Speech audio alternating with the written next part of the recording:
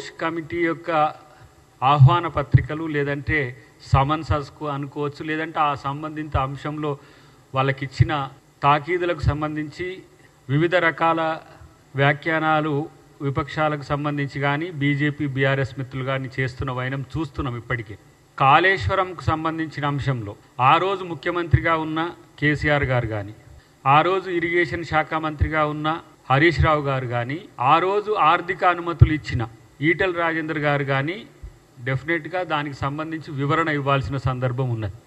Committee ఈరోజు 17 నెలలైంది, సంవత్సరంన్నర అయింది ఇంకా అని చెప్పేసి చాలామంది అంటున్న పరిస్థితుల్లో తప్పు జరిగింది కాబట్టే, ప్రిమాఫేసి ఉంది కాబట్టే కమిటీ ఈరోజు కాన్స్టిట్యూట్ అయింది. కమిటీ కాన్స్టిట్యూట్ అయిన తర్వాత దానికి సంబంధించిన వివరణల కొరకు వెళ్తున్నప్పుడు ప్రత్యేకించి ఆ రోజు డిజైనర్గా లేకపోతే తన రక్తము తన మైండ్ పెట్టినని చెప్పిన కేసీఆర్ గారు కూడా దాని మీద సమాచారం ఇవ్వాల్సిన అవసరం ఉంది. ఎందుకంటే ప్రతి ఒక్కరు కూడా వేలు కేసీఆర్ గారి వైపు చూపుతున్న పరిస్థితి.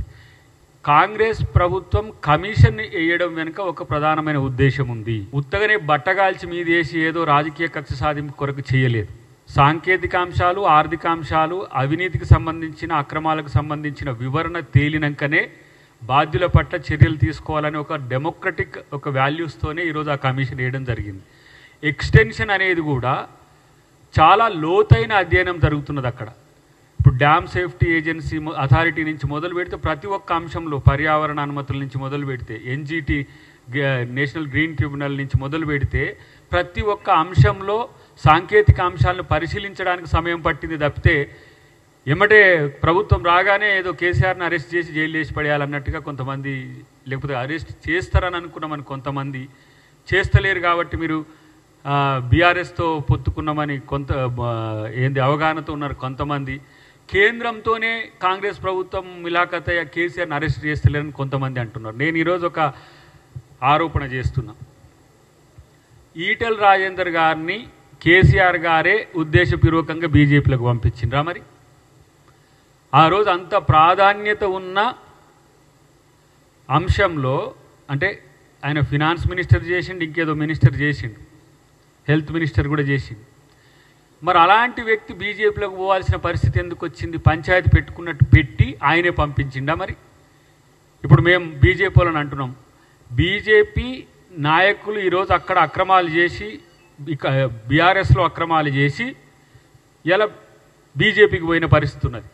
ఇలా మరి ఈటెల రాజేందర్ గారిని బీజేపీ కాపాడుతుందా, బీఆర్ఎస్ కాపాడుతుందా? కాబట్టి ఇలా తప్పు చేసి కొంతమంది అంటున్నారు కేసీఆర్ని జైలుకి పంపించడానికే మీరు ఇదంతా ప్రయత్నం చేస్తున్నారు, కేసీఆర్ని అరెస్ట్ చేయడానికే కొంతమంది చేస్తున్నారు అని అంటే మరి తప్పు చేస్తే వదిలేద్దామా? ఈరోజు ఉత్తమ్ కుమార్ రెడ్డి గారి యొక్క అంచనా ప్రకారం పెద్ద ఎత్తున ఆ 7 పిల్లర్లకు సంబంధించి రిపేర్స్ జరగాలని అంటున్నారు. 2,000 కోట్ల, 3,000 కోట్ల, 10,000 కోట్ల, అది ఎంత అంచనా అవుతుంది అనేది తెలియదు. రీడిజైన్లో కూడా లోపాలు ఉన్నాయని ఇలా ఎస్కలేషన్కు సంబంధించిన అంశాలు వస్తున్నాయి.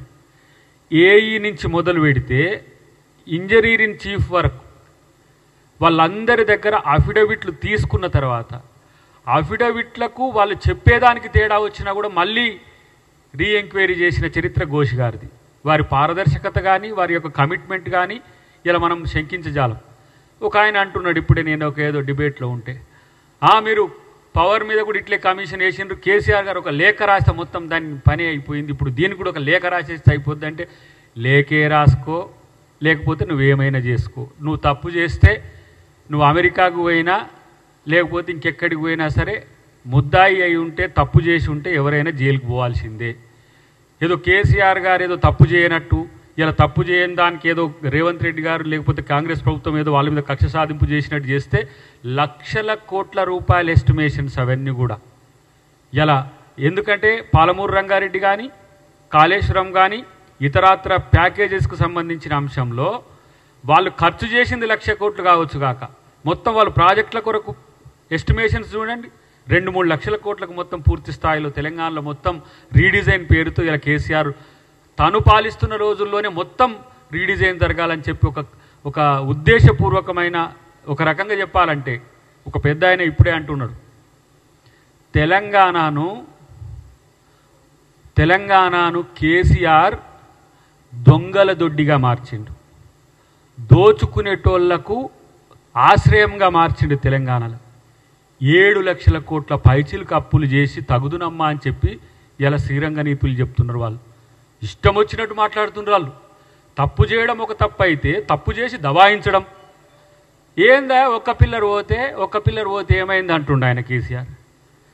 3 సంవత్సరాలనే ఒక్క పిల్లర్ పోతే అంటే ఇలా నాగార్జున సాగర్ ఒక్క పిల్లర్ ఎందుకు పోలే? శ్రీశైలం ఎందుకు ఒక్క పిల్లర్ పోలే? ఇలా మేము కట్టిన ప్రాజెక్టులు సుదీర్ఘకాలంగా ఈ రాష్ట్రంలో మనుగడలో ఉన్నాయి కదా. ప్రతి శ్రీరామ్ సాగర్ ఇప్పుడు ఎన్ని సంవత్సరాలు అవుతుంది కట్టి? ఒక్క పిల్లర్ కొంగితేనట. అసలు ఫస్ట్ నేనంటే తుమ్మిడిహెట్టి నుంచి ఏదైతే ప్రతిపాదిత ప్రాజెక్ట్ ఉందో అది చేవెళ్ళ వరకు ప్రాణహిత చేవెళ్ళ ప్రాజెక్ట్ రీడిజైన్ చేయడంలోనే ధనాకాంక్ష, దోపిడీదారులకు దోచిపెట్టారని ఎత్తుగడ, ఇలా దొంగలకు ఆశ్రమించి వచ్చి రండి దోచుకొని పోండి. ఒక్క మోటార్ కాస్ట్ ఏంటో ఇతర దేశాల్లో మీరు చూడండి. లిఫ్ట్కు సంబంధించి కన్నేపల్లి పంపు హౌస్ ఎందుకు ఇలా మునిగిపోయింది అంటే మునిగిపోతుంది. అప్పుడప్పుడు నీళ్ళు ఎక్కువ వస్తే ప్రకృతి వైపరీత్యం అని అంటారు. మరి ప్రకృతి వైపరీత్యం వస్తే శ్రీశైలంలో ఇలా దిగువ భాగంలో ఉన్న పవర్ హౌస్లో బ్లాస్ట్ అయింది తప్పితే అది ఇంకా మళ్ళీ నడుస్తూనే ఉంది కదా. ఇలా కన్నేపల్లి పంప్ హౌస్ ఎందుకు మళ్ళీ నడవట్లేకపోతున్నది?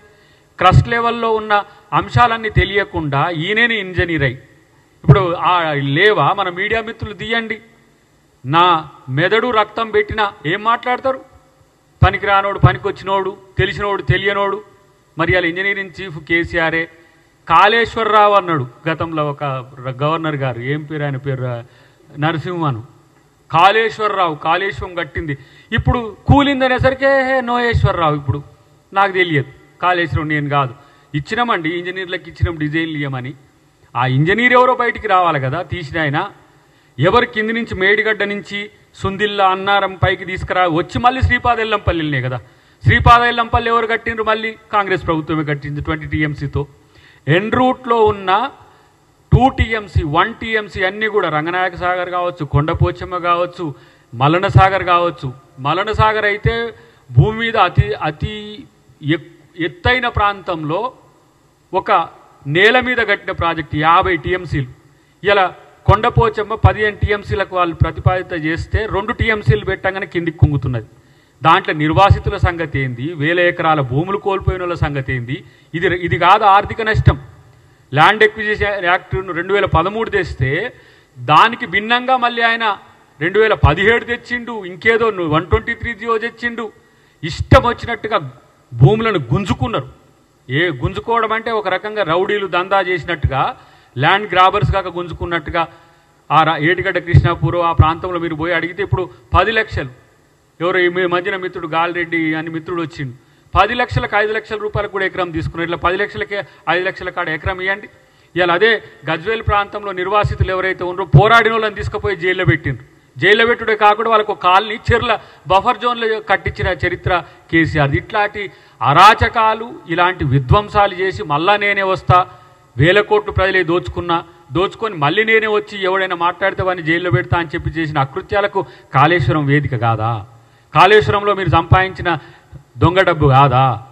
ఇలా ఏ విధంగా మీరు నైతికంగా చెప్పుకుంటారు? కాళేశ్వరం మేము మంచి ప్రాజెక్ట్ అని చెప్పి ఒక్క చుక్క నీళ్లు రావట్లేదు కదా కాళేశ్వరం నుంచి. ఇలా చుక్క నీళ్లు రాని కాళేశ్వరము ఎట్లా తెలంగాణ వరప్రదాయన అయిందని చెప్పి ఆ రోజు కేసీఆర్ చెప్పుకున్నాడు. కాబట్టే ఇలా కమిషన్కు ధమ్కి ఇచ్చే విధంగా, కమిషన్ను మీరు చేసే విచారణ మీరు చెయ్యకండి అని ఒక ధమ్కి ఇచ్చే విధంగా టీఆర్ఎస్ నాయకులు మాట్లాడుతున్నారు. కానీ 3 నెలలు అయితే అసలు SLBC టన్నెలు మీ కమిషన్ల ఆరాటంతో, మీ కక్కుర్తితోని ఏదైతే కూలిపోయిందో ఇంతవరకు అందులోంచి శవాలను కనీసం తీసే దమ్ము లేదు. కనీసం ఆ పనుల విషయంలో ఏం జరిగిందో చెప్పే పరిస్థితి లేదు. అదేవిధంగా సుంకిశాల రిటైనింగ్ వాల్ కూలిపోయింది. సుంకిశాల రిటైనింగ్ వాల్ కూలిపోతే ఇప్పటి వరకు ఆ సంస్థ మీద కానీ, ఆ ఎందుకు కూలిపోయిందన్న దాని మీద కానీ ఎలాంటి ఎంక్వైరీ లేదు, ఎలాంటి కమిషన్ లేదు. ఆ సంస్థ మీద ఎలాంటి చర్య తీసుకున్న పాపాన పోలేదు. వట్టెం పంప్ హౌస్ మునిగింది కాంగ్రెస్ వచ్చిన తర్వాత, ఇంతవరకు దాని మీద చర్యలు లేవు. పెద్దవాగు ప్రాజెక్టు 2 సార్లు కొట్టుకుపోయింది, దాని మీద చర్యలు లేవు. అందుకే ఇది కాంగ్రెసు బీజేపీ కలిపి వండుతున్న వంటకం ఏదైతే ఉందో, కాళేశ్వరాన్ని ఒక విఫల ప్రయోగంగా చిత్రీకరించే ప్రయత్నం ఏదైతే ఉందో, ప్రజలకు వాస్తవాలు తెలుసు. మాకు ఈ దేశంలోని చట్టాల మీద, న్యాయ వ్యవస్థ మీద మాకు సంపూర్ణమైన విశ్వాసం ఉంది. తప్పకుండా ఈ ప్రభుత్వాన్ని మాత్రం తప్పించుకుందామనే ప్రయత్నం చేస్తూ ఉన్నారు. అంటే కమిషన్ల పేరిట, కాలయాపన పేరిట, కమిటీల పేరిట తామిచ్చిన 6 గ్యారంటీలు, 420 హామీలు, వాటిని ప్రజల దృష్టి వాటి నుంచి పక్కకు తీసుకుపోయే ప్రయత్నం ఏదైతే చేస్తున్నారో వదిలిపెట్టే సమస్య లేదు.